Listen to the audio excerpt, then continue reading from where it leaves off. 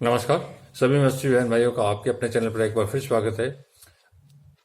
आज मैं आप लोगों के सामने बाइबल का वो वचन जिसको अकबर बादशाह ने सबसे ज्यादा पसंद किया, वो वचन कौन सा है जो फतेहपुर सीकरी पर अकबर द्वारा लिखाया गया है, उसी पर चर्चा करेंगे। कृपया ध्यानपूर्वक सुने। अकबर के महान बादशाह था, उसके बारे में तरह तरह की भ्रांतियां हैं। शुरू में यंग एज में जरूर उसके काम गलत रहे थे, लेकिन जैसे जैसे उसकी उम्र बढ़ती गई, उसका ज्ञान बढ़ता गया, उसमें बहुत सारी तब्दीलियां आई और वो सांप्रदायिक सद्भाव का एक अद्भुत उदाहरण बन गया। वो किसी धर्म विशेष का प्रचार प्रसार नहीं करना चाहता था। वो एक खुदा, एक परमात्मा, इसलिए उसने एक नया ही धर्म दीन ए इलाही के नाम से शुरू कर दिया था। उसका मकसद ये था कि सांप्रदायिक जो सद्भाव है उसको उच्च कोटि तक बढ़ाया जाए। अलग अलग तबके के लोग, अलग अलग कोई मंदिर मस्जिद इनमें बटे हुए थे, उनको जोड़ने के लिए उसने दीन ए इलाही नाम का धर्म चलाया, लेकिन वो कामयाब नहीं हुआ।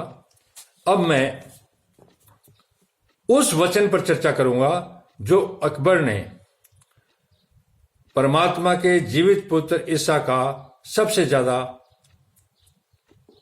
जिस वचन ने प्रभावित किया और जिस वचन को उसने फतेहपुर सीकरी में लिखवाया, जो आज तक लिखा हुआ है। हुमायूं अकबर का पिता था।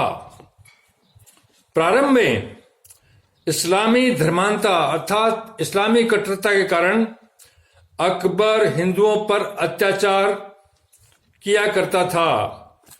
बाद में अकबर ने कहा, खुद ने माना कि जैसे जैसे मेरा ज्ञान बढ़ता गया मैं शर्म में डूब गया। ये अकबर के खुद के वचन हैं, खुद के मुंह के निकले हुए। हर धर्म के मंदिरों में चमत्कार घटित होते हैं। जैसे जैसे अकबर का ज्ञान बढ़ा वो शर्म में डूब गया और उसने अनुभव किया कि हर धर्म के मंदिरों में, मंदिरों का मतलब है चर्च, गुरुद्वारे, मस्जिदें, तमाम तरह के, वहां पर उसने खुद ने माना कि असंख्य चमत्कार घटित होते हैं, जो कि एक पूर्ण सत्य बात है जिसको लोग मानते हैं। अकबर ने भगवत गीता का फारसी अनुवाद करवाया था और अपने दरबार में रोम के कई ईसाई पादरियों को भी आमंत्रित किया था, अर्थात निमंत्रण दिया था, बुलवाया था। रोम से पादरी बुलवाए ताकि बाइबल पर उसका ज्ञान बढ़े और भगवत गीता का फारसी अनुवाद इसलिए करवाया ताकि उसका ज्ञान बढ़े।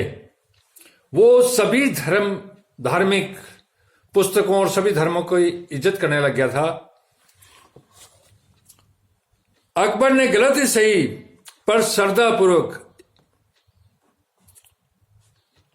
निम्नलिखित कहावत को ईसा मसीह की कृति मानकर फतेहपुर सीकरी की फतेह कमान पर उत्तीर्ण कर दिया।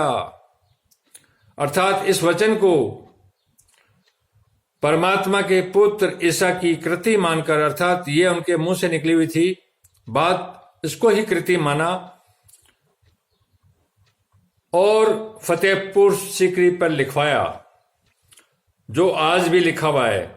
मरियम के पुत्र ईसा मसीह, इन्हें शांति प्राप्त हो।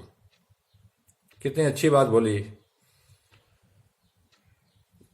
आगे कहा, जो ईसा का वचन था, यह दुनिया एक पुल है, एक ब्रिज है, इससे पार हो जाओ, पर इस पर घर मत बनाओ। इसका मतलब यह है कि ईसा मसीह का ये वचन अकबर को बहुत पसंद आया और हर मसीह भाई जानता है कि इसका मतलब ये है कि दुनिया जो है, संसार जो है, ये हमारा परमानेंट ठिकाना नहीं है, एक पुल की तरह है।